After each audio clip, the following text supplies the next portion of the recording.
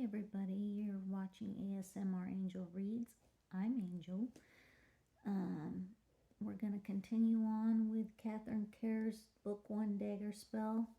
There's only two more sections, one tonight and one whenever I record again, and then this book is done and we'll move on to book 2. However, I'm very tired right now, so I don't know how far I can read. I can do it in 2 parts and edit it together, so we'll see. Last time, Colin basically gave Rodri his permission to sleep with Jill, basically. And Jill made no qualms about it that she was going to be Rodri's mistress even when he got married, so. It was just at dawn that Nevin finally received concrete news of the Dark Dwemer Master. Down in Caremore lived a woman named Nesta. Although her neighbors thought of her only as a somewhat eccentric widow of a rich merchant, she had studied the Dwemer for over 40 years, and other things as well. Her husband's long years of trading in bardic spices had given her a great deal of information about other, less savory kinds of trade with that far-off land. When she contacted him that morning, her round little face was troubled under her neat black headscarf. Now, I can't be sure as sure, Nesta thought to him, but I think that the man you're looking for has just taken a ship for Bardic. Indeed, Nevin thought back. I trust you haven't put yourself in danger by trying to scry him out.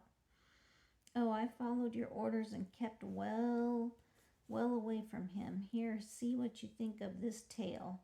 Yestermoon the wild folks came to me, quite troubled they were, too, about some dark thing that was scaring them. It made me think that your enemy might be in Caremore, so I decided to do a bit of scrying and picked up some odd traces in the etheric. I drew back then, as you told me to. She paused, and her image pursed wrinkled lips. But you know that I know half of the people in Caremore, and my connections with the guilds give me ways of finding things out without using the body of light. I asked around here and there about peculiar strangers in town, and finally I talked with one of the young lads at the customs house. He'd seen a strange old fellow boarding one of the last bardic merchantmen in harbor, and here that ship suspected of being involved in a poison trade. Nevin whistled under his breath. Nesta's image gave him a grim smile. And the ship sailed with the tide not 2 hours ago, she went on, and now the wild folks are as calm as you please, and there's not a trace of anything to be found on the etheric. Then if it wasn't him, it was another of his foul kind, but I'll wager it was my enemy. He'd know I could follow him to Bardic with the winter coming on.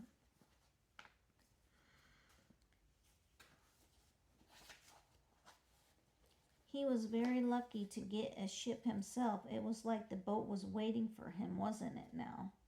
It was indeed. I'll wager you tracked our rat to his hole sure enough. My humble thanks, Nesta, and my thanks to that sharp-eyed custom officers, too.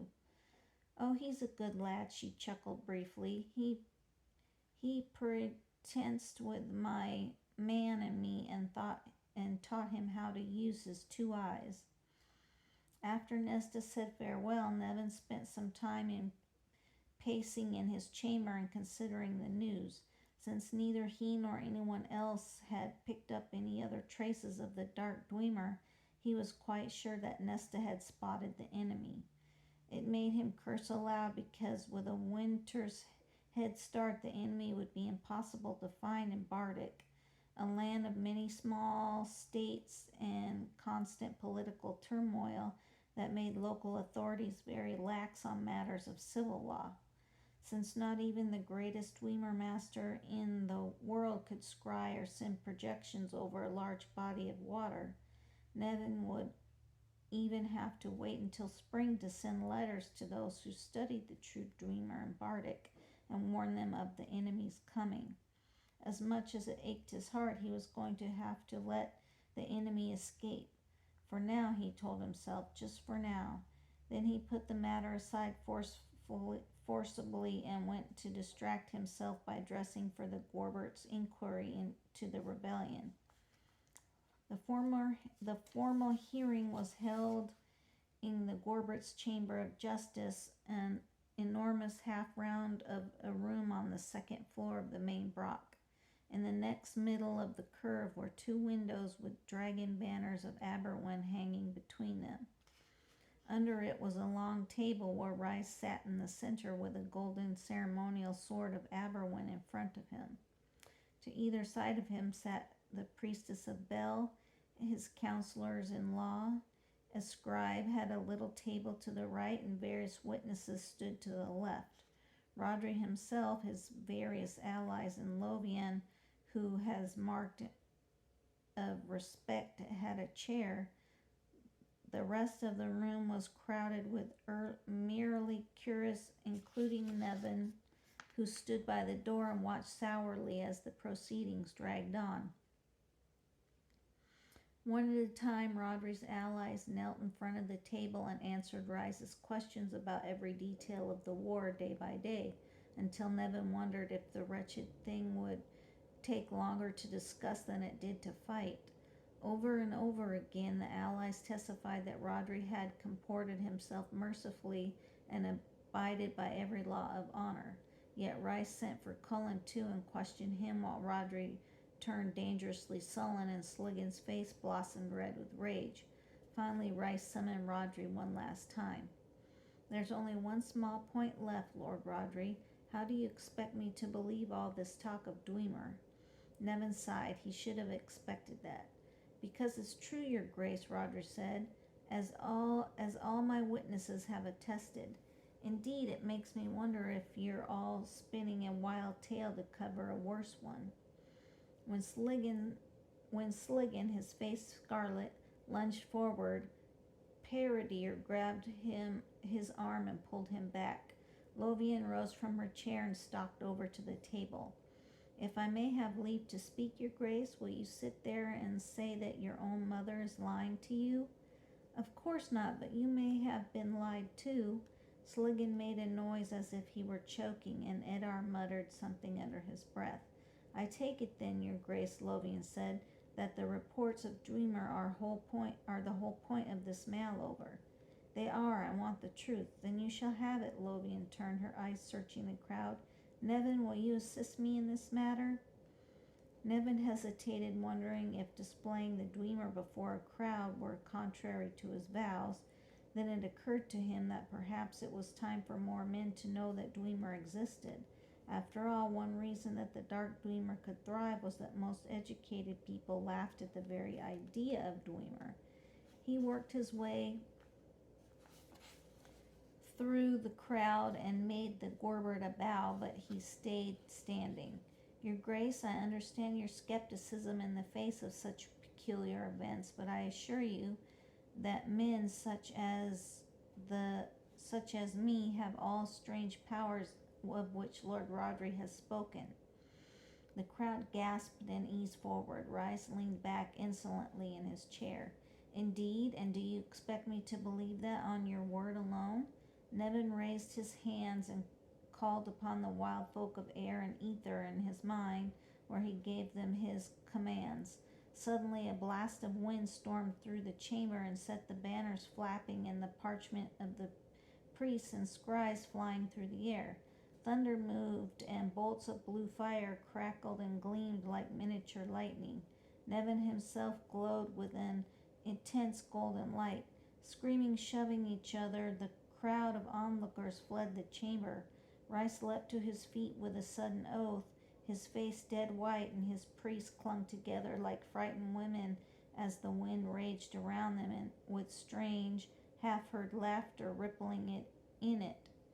Nevin raised his arm slowly and snapped his fingers. The wind, fire, and light all vanished. Not on my word alone, Your Grace, no. Sliggin was laughing so hard that he nearly choked, but Paradir dug his elbow into the Lord's ribs and made him hold his tongue.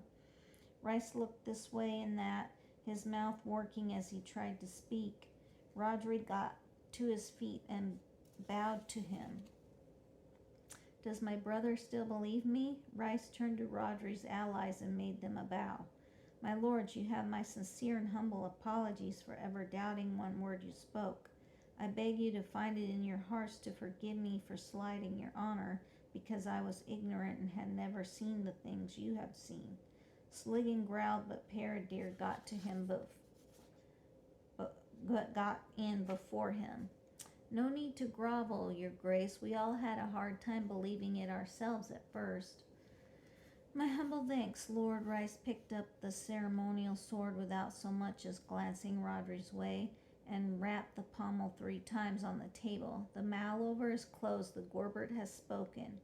Since he had no desire to be mobbed by the curious, Nevin lingered just long enough to grab Rodri's arm and haul him away. They hurried out to the gardens where the leafless aspen shivered in the cold wind, and the marble dragon in the fountain seemed to shiver under the fall of water. My thanks, Nevin. I never treasured any sight more than the sight of Rice's pig face when the fires went crackling around him. Do you want Corbin's demence? I'll get Mother to bestow it on you. Spare yourself the effort, though I appreciate the thought. I think I'm going to have to hide in my chamber for the rest of this miserable visit. Then come with me. I'm going to leave tomorrow with Jill and some of my men. Curse it if I'll sit around here and let Rice insult me. You saw him turn and speak to Paradir, not me. I did, and you've got every right to be furious, but please, lad, try to contain yourself. You're right. By all means, let's leave this on the morrow and early. At the crack of dawn, I can stand it for one more night. Rodri spoke so calmly, and his plan of leaving was so sensible that Nevin never felt the trouble coming. Later, of course, he would curse himself for the fool. In Lovian's enormous suite, the noble lords who'd fought with Rodri were having a conference of sorts. For all that Paradir tried to calm them, they were furious at the insult. Sligan in particular limped around and swore that if he weren't such a law-abiding man, he'd lead another rebellion then and there. Rodri perched on the windowsill and rather wished that he would. Finally, when Danyan and Jill came to serve the men ale, Sligan stopped his puffing and sank wearily into his chair. My lord, Jill offered Sligan a tankard. My thanks. Sligan took one from the tray. I'm glad you weren't there to listen to his grace little farce, Jill. It would have ached your heart. That's the odd thing, Lovian broke in. I wonder why he didn't have Jill summoned. He certainly had everyone else up before him. I wouldn't have been surprised if he'd hauled in the carters and the spearmen. I admit I wondered about that, your grace, Jill said, but I'm glad he didn't. No one likes being called a liar to your face. Sligan paused for a soothing gulp of ale. Cursed good things old Nevin was there. Jill came over to Rodri and offered him the tray. When he took one, she smiled at him in a way that soothed him considerably. The lords went on with their wrangling. We're leaving for home tomorrow, Rodri said softly. Nevin's going to come with us, too. I've had all I can stand of my cursed brother for now. So have I, truly. What do you mean by that? Not. The way he treats you aches my heart, that's all. With his free hand, Rodri caught her arm so hard that she nearly dropped the tray. What has Rice been saying to you? I just happened to meet him in the corridor, that's all. Tell me the truth. Well, he bowed and said I was beautiful, just a courtly sort of compliment. All at once, Rodri realized that every person in the room had turned their way, so he let Jill go and stood up to face his mother's level gaze. Rodri, Lovian said wearily, your brother was doubtlessly speaking to Jill only to annoy you. He's so torn to pieces about his wife that he's not going to prowl around some other woman. You'd best speak the truth, Mother. I do, I swear it to you. Then I believe you. Much later, when it was time to go down to the great hall for dinner, Rodri had a chance for a private word with Lovian. She agreed wholeheartedly that he should leave on the morrow. The rest of the settlement lies between me and Rice anyway, so you'll only have one more meal at his table, so please, Rada, watch what you say tonight. I will, Mother, I promise. When he took his place at Rice's left, Rodri did his best to keep that promise by attending strictly to his food and speaking only when spoken to. Rice never said one word to him since he was discussing the land settlements with Lovian. Finally, when the mead was being served, Roderick got up and bowed to his brother. If his grace will excuse me? By all means, Rice paused, smiling. By the way, brother, you found yourself quite a little mistress, haven't you? She seems to be skilled with a sword as she is in other matters. Through a red berserker's haze, Rodri heard Lovian gasp. I'd rather his grace left Jill out of this, Rodri said. Indeed, Rise rode to face him. You seem to have kept her quite in the middle of it. How does it feel to have a lass fight your battles for you? Rodri's sword was half out of the scabbard before he realized what he was doing. The screams of the women brought him to his senses, and he froze, his hand still on the hilt, the blade still exposed, about 16 inches of cold steel that was going to hang him. Rice stepped back, and he was smiling in the fierce joy of victory. So you'd draw on a Gorbert in his own hall, would you? Rodri had the brief thought of killing him, but Lovian threw herself in between them. The entire great hall was silently staring. When Rodri sheathed his sword, the slap of metal into the leather seemed to ring to the ceiling. Rice, Lovian hissed, you provoked that. It's no affair of yours, Mother. Rice caught her arm and shoved her aside. Call your women to you and leave the hall. Go. Her head held high, Lovian turned away just as the shouting broke out on the rider's side of the hall. Rodri dodged Rice and ran for his warbrand, who were rushing to meet him.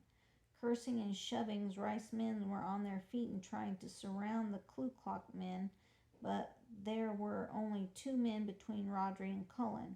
The way the silver dagger looked at those 2 made them back off, and Rodri was through to solid comfort of his 25 loyal riders. Cullen gave him a grim smile. Do we make a fight of it, my lord? All around them, the 200 men of Rice's warband went dead silent, hands on sword hilts as they waited for Rodri's answer. Rodri glanced around and saw that his men were ready, that they were willing to die there with him in one last hopeless fight. All he had to do was say the word, and Rice's great hall would run with blood. He could die clean, not hang like a horse thief. He wanted it so badly that it was like a fever burning him. Troubling his mind so slowly, his hand drifted to his sword hilt.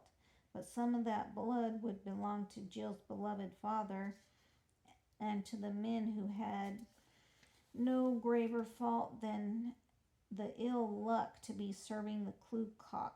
He wrenched his hand away. We don't. Stand aside and let them take me. Cullen, serve my mother faithfully, will you? I will, my lord, and I'll see you again. The meaning hung there as clear as a noose. Again, before they drag you out and hang you. Rodri had one last thought of drawing and fighting, but he forced himself to stand still as his men drew back, and the Gorbert's men grabbed him by the arms and hauled him forward and disarmed him. Nevin was eating in the privacy of his chambers when Cullen burst in to give him the news. Cullen spoke briefly, quietly, his eyes so bland that Nevin feared he would murder Rice if all else failed. As he followed the captain back to Lovian's suite, Nevin was remembering Guerin the bard, who so long ago had played a similar trick himself. I tried to warn him, Nevin thought. I told him that it would come around to him someday. Only then did Cullen's news come real to him, that the man who carried Eldred's weird in his hand was going to hang on the morrow morn. Lovian's reception chamber was packed with angry lords, cursing Rice and his provocations. Lovian herself half reclined in a chair with Jill and Danyon hovering behind her. When Nevin came in, Lovian looked his way with hopeless, tear-filled eyes. Jill ran to her father and buried her face in his chest. If Rice hangs Rodri, Sligan announced, he'll have a rebellion on his hands that will make the Delandrill run red. I heard what he said to the lad. We all did.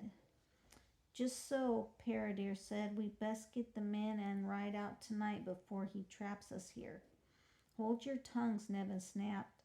Until we have just cause, let's not discuss rebellion, my lords. I intend to speak to the Gorbert myself, and I'm going to do it now. They cheered him as if he were the captain of the warband. When Nevin left, Colin came along with him. I've ridden outside the law for so long that I don't remember them much. But doesn't a lord's captain have the right to beg for his lord's life? He does. Nevin was surprised that he hadn't remembered that himself. But then he realized he'd been assuming that Colin would have been unwilling to do such a thing. Here, would you truly go down on your knees for Rodri? I would and I will, if you let me come with you. Colin was looking at him in weary grief. Only then did Nevin realize that Colin loved Rodri as much as Geraint had loved Blaine before Bragawin came in between them. He realized another thing, too, that he respected this hard-bitten silver dagger who was willing to humble himself for those he loved. Palpably as if he'd thrown down a heavy-laden sack, Nevin felt the chains of Weird break and set him free. Colin would never be Geraint to him again, but merely himself, not even a man he'd forgiven for a fault, but a friend. For a moment he wept. Colin laid a well-meaning hand of misunderstanding on his shoulder. I feel like weeping over it too, but we can all pull him out of this rope if ever two men can. And truly together, like a pair of blood-sworn warriors, Nevin and Colin went straight to Rice's private chambers. When Nevin pounded on the door, a page opened it, and the news that his grace was receiving no visitors. Then tell him that no one is here, or I'll send a Dwemer storm in ahead of me. With a yelp, the page flung the door wide and dodged back out of their way. Rice was seated in a heavy carved chair with Lady Donilla crouched on the footstool at his side. He rose to meet the uninvited guest, hooked his thumbs in his belt, and tossed his head back.